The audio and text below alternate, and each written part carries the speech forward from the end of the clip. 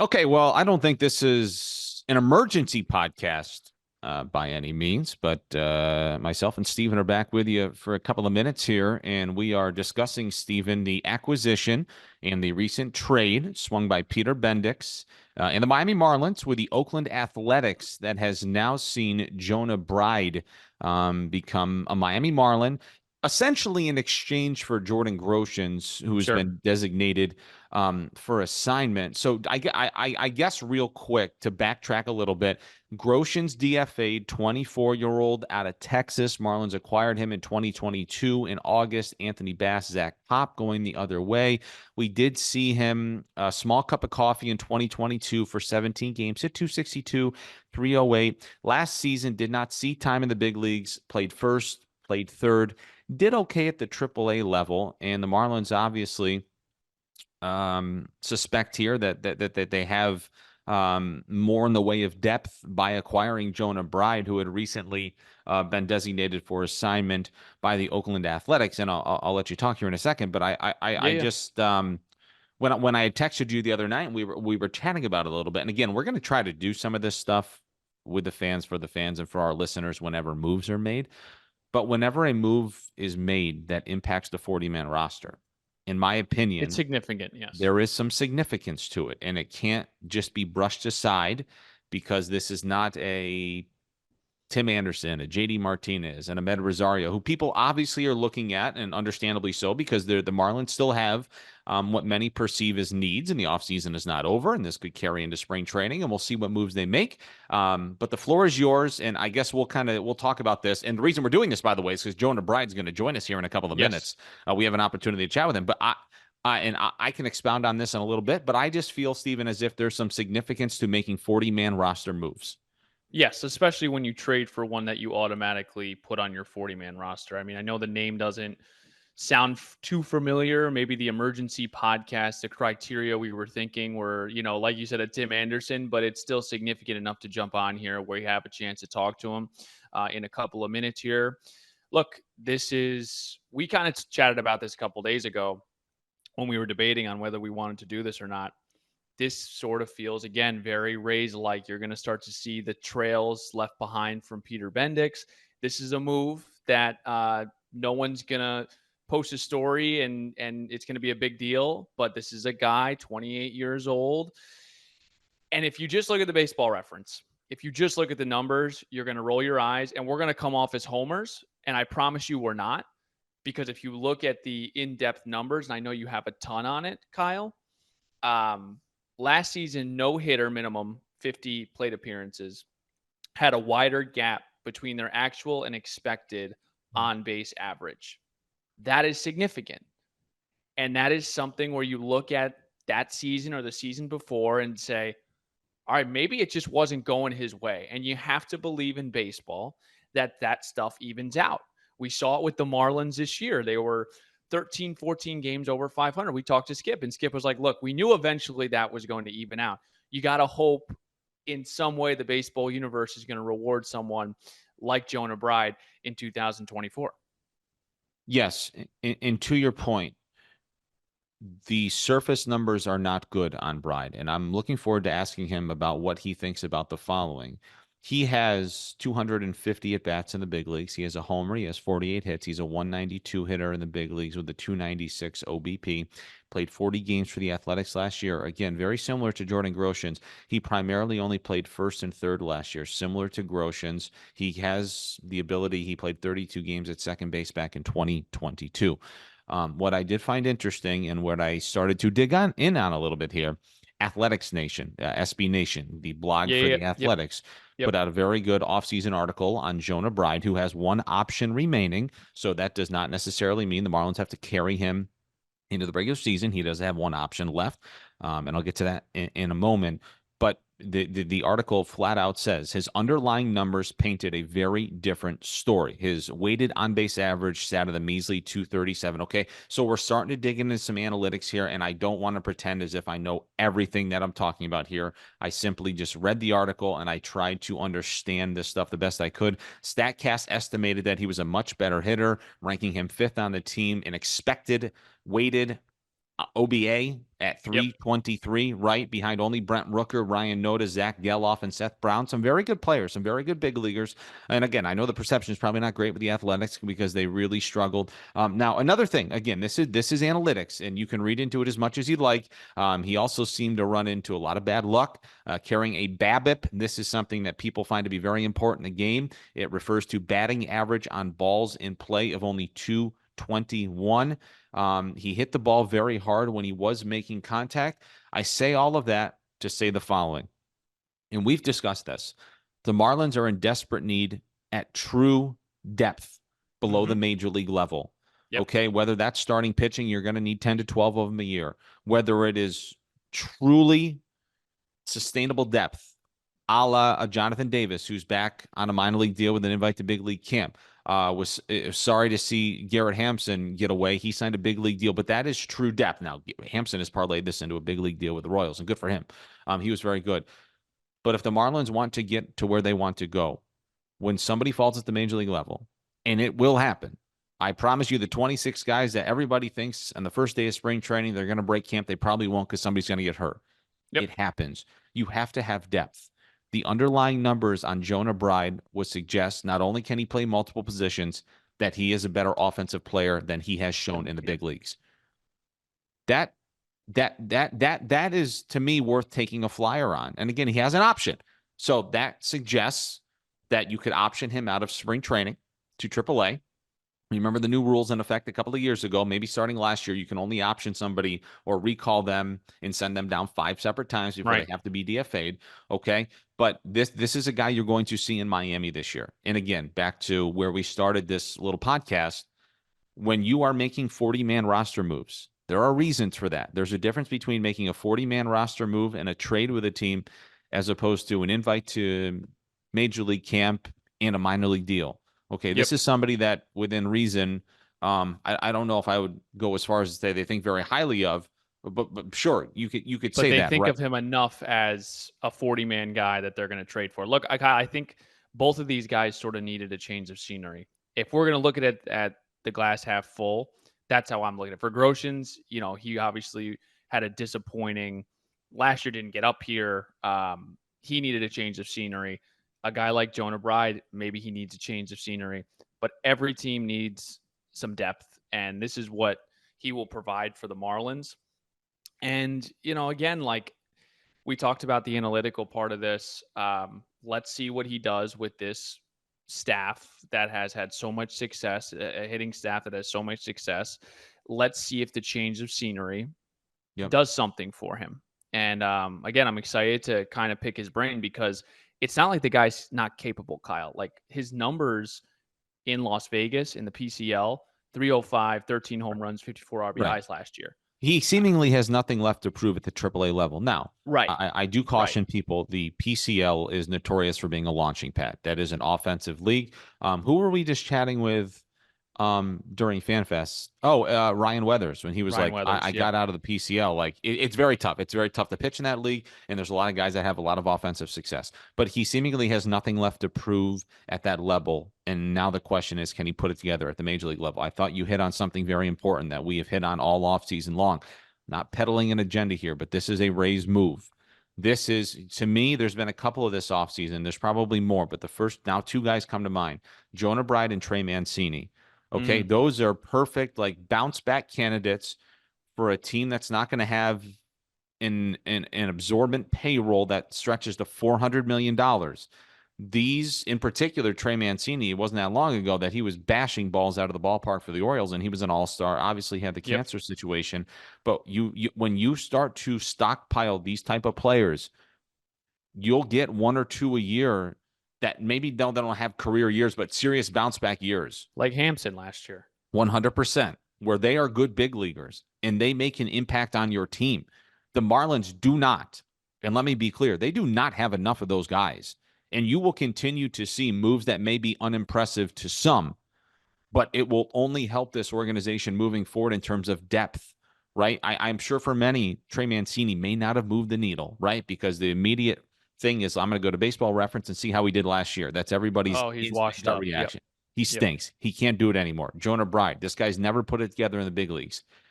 Just a word of caution, folks. I promise you, these people in baseball operations are smarter than all of us, and they Yep. know what they're doing. That does not mean they're going to get it right all the time, but they have a plan. And dude, if you want the Marlins to win, these are the types of moves that you have to look at. And when I say that, I think because we were both fans before this, Kyle, and I think it's so easy if you're just a Marlins fan to be like, why? Oh my God, no. But if you are actually a fan of the team, you have to understand that everything starts from the bottom. You got to build a foundation. We talked about this. Yep. And instead of look, the Marlins are set as far as like first base, second base, maybe Yep. not shortstop as far as nobody, but third base. Like they've got a good team. Now it's about like, okay, a guy like Jonah Bride, let him go work in the minors, these different players, but you got to build that foundation to have sustained success. Right. And that's what Peter has basically tried to echo this entire offseason. So even if they don't go out and get a big splash like Tim Anderson, I know we both have been kind of waiting for something.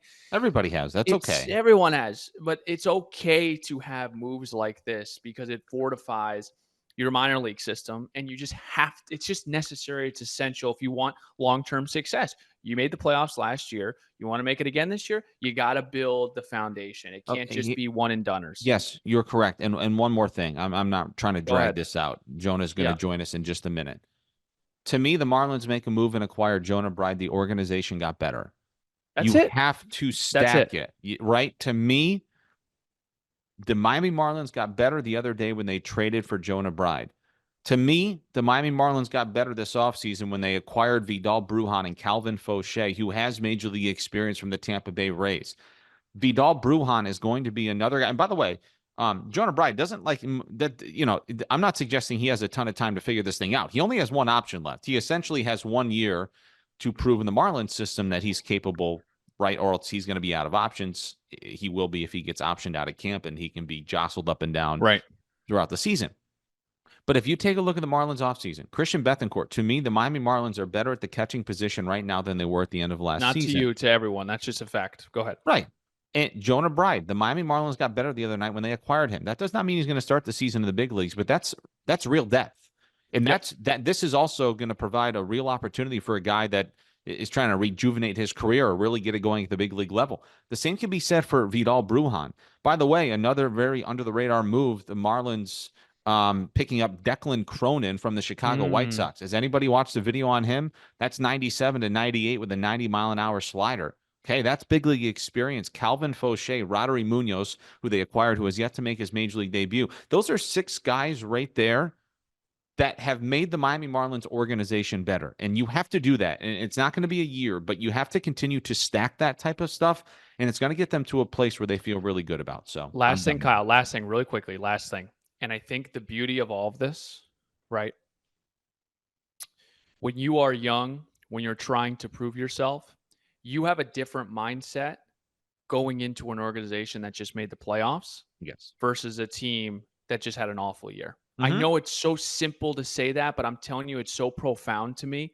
If I'm someone that is looking to prove themselves and I look around, and this is no, I'm not even going to name teams, but if a team just came off 70 win, 65 win, they're not really in it. You're more looking at yourself and you might try to do more or whatever it may be. When you're sliding into an organization that just won 84 games, that just had the batting champ, that just had the NL manager of the year, your standard, I think, is lifted for a team. And I think that just betters the organization. And that's my final take on this whole thing. Yep. I think the Miami Marlins continue to get better. So here's our conversation with Jonah Bride. Okay, well, joining us now is Jonah Bride. We were just chatting about him, Steven, to opening up the podcast, and didn't see this one coming, right? But the Marlins swing a deal. They acquire Jonah from Oakland, and we chatted about it. Jonah, thank you for joining us, and welcome to Miami. I'm sure that has a rather interesting ring to it, but let's start a couple of days ago when you got the news that you were traded to the Miami Marlins. Yeah, no, I appreciate it. It's great to be here. So yeah, it's been a crazy few days, really. I got a call probably about 7 o'clock on shoot, Monday, Tuesday night. Losing my days at this point, Yeah, I bet you but are. no, it's a great call with the GM of the Oakland A's and saying I got traded over to Miami, and so yeah, great opportunity for me and blessed for this opportunity. Jonah, what was familiar? your Oh, go immediate ahead, Steven. Sorry. reaction? I'm sorry, Kyle. What was your immediate reaction? I mean, it was just happiness for sure. I mean, it felt like I was being, in a way, drafted or making my major league debut again. And so I remember getting off the phone call and kind of just sitting there like, wow, like this is great. And immediately let all my family know, and so phones started kind of going off at that point with everyone's excitement. And yeah, it's been great. So you played with a couple of A's that are now Marlins, correct? In AJ Puck and Jesus Luzardo? Yes, and I actually played with Bethencourt as well. That's right. A little bit in 2022. I got to spend that spring training with him. That's when I was actually working on catching. And so I got to spend some time with him. He's also a great guy, and I look forward to seeing those guys. Johnny, you've done a little bit of everything now in your baseball career, right? You've tried the catching thing, which is unfathomable to me that a guy at the big league level, well, I'm going to try a little catching. You play all around the diamond. It seems crazy to me. Steven and I were talking about it. You have an option left. I'm very curious to get your thoughts on the following. You have 250 big league at bats, and I'm sure the surface numbers may not be where you'd like them to be. But the analytics would suggest that you've been a good player. Like, where do you feel like you're at in your big league career, and how much do you read into maybe that, not the non-surface level numbers, to reassure, like, oh no, I was better than maybe what those numbers suggested last year? Yeah, I mean it's been tough for sure at times, and um, you go up and you feel like you can do better, and so it's disappointing for sure. But at the same time, trusting in the process and knowing that with your course record, with a track record, that it's going to show up at some point, and I'm confident that time is ready to come. And it's been a great off season of work. But yeah, I mean, but definitely disappointing. Looking at it, knowing I can do this, man, and so trusting in that process and in the work, and yeah, I'm excited for 2024. Jonah Bride with us now. Jonah, what does it mean that not only the Marlins traded for you, but they also traded for you and you're on that 40-man roster? Yeah, I mean, being on the 40-man roster is obviously a big deal. Um, and so, like you said, I have the year of options, but really just keeping my ear open to whatever it is that is going to help the team win. And so I know that last year Miami had a great team. We played there in Miami last year, so I got to be there, and it was awesome. And I remember the arms that we faced, and really the team in general, the whole group. It's a well put together team. I've heard great things about all the coaching staff, and so yeah, I mean, on my end, it's just a lot of excitement and ready to get over to Jupiter. Steven and I don't play for him, but you're going to love every member of this coaching staff. They really care about people. And I'm sure there are many others, but being around Skip and his Yeah. staff last year, they were incredible. John, obviously, many people have not seen you play. We're in Miami. You were all the way out there in Oakland. What kind of ball player are you, if people ask you? I mean, I'd say since high school, whatever, junior college, South Carolina, it's always kind of just been showing up every day at the ballpark, ready to win. And whatever you throw at me, it's gonna find a way to just be consistent and be the same guy every day. Um, Whatever position that might be, just trying to be a situational hitter, move a guy over, really just whatever I can do to help that team win. And yeah, I mean, I'd say grinder is a good word for it. Never the most flashy guy, but at the end of the day, just want to get done and think I was productive and like I said, help the team win. We'll loosen it up after a couple more baseball questions with you, Jonah. But Kyle had hit on just the numbers, the standard numbers, and then the analytical numbers. And I can assume how frustrating that is. What has been your focus this offseason from a hitting standpoint or even just a fielding standpoint? Yeah, I'd say it's definitely hitting based, and I think that has come in the cage is a lot of working on driving the ball to the pull side with backspin rather than getting around and hooking. Um, Mm. so just really working on the carry of the baseball, um, finding ways to put that all together and hopefully get those power numbers going a little bit. Like I said, never the craziest flashes, but I can randomly get into a ball You and got some pop. I'm not not crazy pop, but I can still find a way to get it done. And so, yeah, no, excited to get to Jupiter and work with this staff as well. Working with different guys, hearing different things. That's always great, and I'm always ears to that. So I got to talk to John yesterday a little bit. We sent a couple texts back and forth after our phone call, and I also played in 2022 with Hardy, and so Oh, Las I Vegas. know, yeah, I spent some time with him in Vegas. So we talked the night that the trade happened, and that was a really fun phone call. He's great, and yeah, it's gonna be good. Everybody says he's the mayor of Vegas. Is that true, Jonah? Yeah, Yeah. how can he not be the mayor? Yeah, that guy's great. Hey, let me ask you this, and again, well, we can lighten things up in a second. Dude, the big leagues are tough. I haven't done it, but I've just watched guys from afar and young guys come up, and sometimes they can do it, and sometimes they can. But after it always seems to me as if after some years you start to get kind of comfortable. I assume nobody's ever really comfortable unless you got 300 million in your pocket. You're not too worried. But your level of comfortability now in the big leagues, you've been up a couple of years. Do you feel like now that you've gotten your feet wet that you are ready to take that next step in your game?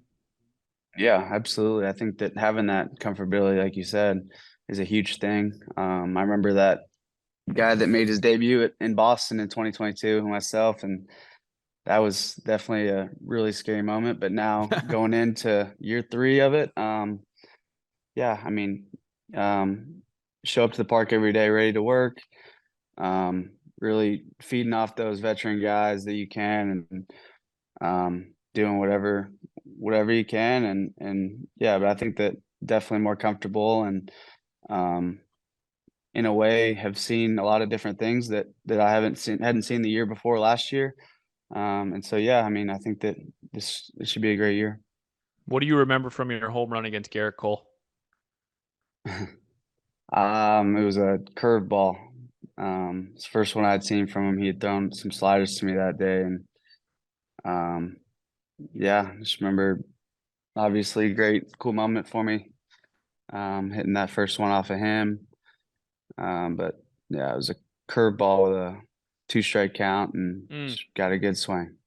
You are being a little humble, by the way. You hit 41 Yeah, homers yeah, in I the know. minor He is leagues, being so way you too can get humble into here. it. As we do lighten things up a little bit, I did see an interview. You love MLB The Show. Are you ready for the next version to come out? Or you like the way you look in the Yes. game, Jonah? I mean, what changes do we need to make here, man? Yeah, we got to get that rating out for sure. I haven't played that much lately, but yeah, in the past I've played a lot, and yeah, I mean I enjoy it. And uh, this year I feel like always the beginning of the year I start off hot with Diamond Dynasty and play it a lot. So maybe I'll get back on that grind this year. But in the past, people have always been like, if I'm hot at the plate, they're like, I'm gonna go play MLB The Show. Maybe that has to do with it. And so it's always been a funny thing where it's like if this game could translate into real life, that would be great at times. Hall of Famer, yeah. But yeah, no, but I play some MLB The Show. You're a Wisconsin guy. I'm going to ask this very clearly. Are you a cheesehead? I am absolutely, Oh, yeah. you So, like Jordan Love? What's Uh, the update? yeah, this year, at the beginning of the year, it was like we didn't know really what was going on and if he was going to be the future. But I mean, I think that he has really turned it on. And I was in Dallas doing a lot of training stuff the last couple of months. And so we were in the game in Dallas. And so obviously that was fun to see them beat the Cowboys. But Mm. now I think that following Favre and Rodgers is tough, but he sure did a great job of it this year. are you a college Ugh. football fan, Jonah? Yeah, I like the Sooners. I mean, I cheer for them in general. Really? A But Gamecock? Come on, really? Wow. yeah, no, I like the. I'll do both. That's what I'm saying. I'll go South Carolina and OU. I do think that OU is playing, or South Carolina's playing OU this year, Hmm. um, first year in the SEC. So that'll be good to hopefully make it for that. Why do you wear goggles and not contacts? Wasn't It's a goggles, good Steven. one Those too. are What do you call them? No, we'll call them Specs? goggles. We can go with goggles. rec specs. Now, if you walk out Rec in a pair of specs. rec specs, Yeah, I've heard it all. I've heard it all. But no, it was after my freshman year of college, and I got I think I was in a little slump and ended up going to the doctor and like, yeah, like you can't really see. Oh, And so so I tried contacts and it really bugged me. And so that summer I went with the goggles. That's what we'll go with. I love it. And ever since then, I've never gone away from them. So I guess it's kind of turned into like a signature thing, people like to say. well, I Did thought you ever? maybe it was Lizardo that tried to get the Athletics on board years ago, and it was more of a fashion statement. But it's good to know now you can see better, Jonah. That's really good to hear. Yeah, yeah. Yeah, this it's like she get laser. Nah, like this is kind of part of it. So There you so, you're coming to Miami. This is paradise, okay? The 305. I know you're from Wisconsin, a cold place. I was from New Jersey, a cold place. When I came down here, I was all about the beach. I mean, are you a beach guy? What do you do in this is an amazing city. What are you most excited for outside of baseball being here? yeah, I mean, like you said, when we came there last year, I think we spent a lot of time at the beach, and obviously it was awesome there in Miami. You always hear about it, and so um, yeah, away from the field, probably find a way to hopefully spend some time at the beach and um, find different things in Miami that I mean, go out and have some. I think when we came there last year, guys had like a boat tour. Mm. Um, and we had an off day, and so guys spent that. I think there was a lot of fishing going on. I Are you a personally am not a foodie? huge. Yeah, I like food. Okay. Yeah, As a so we'll Wisconsinite, I explore. am a little worried that you might burn, or do you tan well, Jonah? You got to be very careful out there. Yeah, no, I moved to Oklahoma when I was Okay. a third grader, so I spent a lot Okay. of time in Wisconsin, but then Oklahoma's a little bit more warm. So All right. Listen, Jonah, this was rather unserious, but it's great to meet you over Zoom. I love the move by the Marlins to acquire you. I think you're going to be great here in Miami. So thank you for the time. And goodness, it's February 8th, so we'll see you in about 10 days up in Jupiter, man. Thanks again. yeah, Thank you, absolutely, yeah. Jonah. Thank you guys for having me. I appreciate it. See you in Jupiter in about a week. Okay, good stuff, Stephen, with Jonah.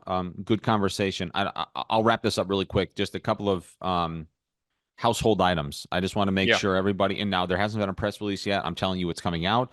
We are going to broadcast every game in spring training in some capacity, whether it's on WINZ, the MLB.com, the app or, whatever. And in addition, every game not televised by the Marlins or by the visiting team or vice versa that we're playing that day, we will do another video stream, locked fixed camera from behind the plate. That's all we have Director access Steven. to. Right. So you will be able to watch Marlins baseball and listen to it in some capacity every day throughout the course of spring training, starting on February 24th. Other than that, I know we continue to try to upgrade our Twitter account, our Marlins YouTube radio page. Please, We're everybody, gonna it do means the some world to fun us. things this Yes, season. Finish, please. Kyle, and I'll take it from there. Yeah, we're not trying to reinvent the wheel here, but we continue to try to upgrade a little bit of everything we do. There's only so many of us, but it means the world to us when you follow us, like Yep. it, subscribe. It only helps us out. So please continue to do that. Any parting thoughts, Stephen? Yeah, just we're trying to do a couple of different things this year with interviews, and we have the capability now to pretty much have these interviews in a dugout. We're going to have to obviously get permission from our excellent communications team. But I think in the spring, Kyle, we're going to try to do some interviews from the dugout and really enhance this thing, really try to get you to feel like you're not only at the ballpark, but you're in the dugout with these guys. We want to give you the best Yep. experience possible. Of course, we want you to come out to Lone Depot Park, but if you can't, you're going to get the next best thing on Marlins Radio, 940 Wins, iHeartRadio app, all of that. But that's what we're trying to do this year, and we're going to continue to grow it and continue to try to give you as much access as possible. Yep. All right. Keep it locked right here all season long. That's Stephen. I'm Kyle. We'll chat with you soon.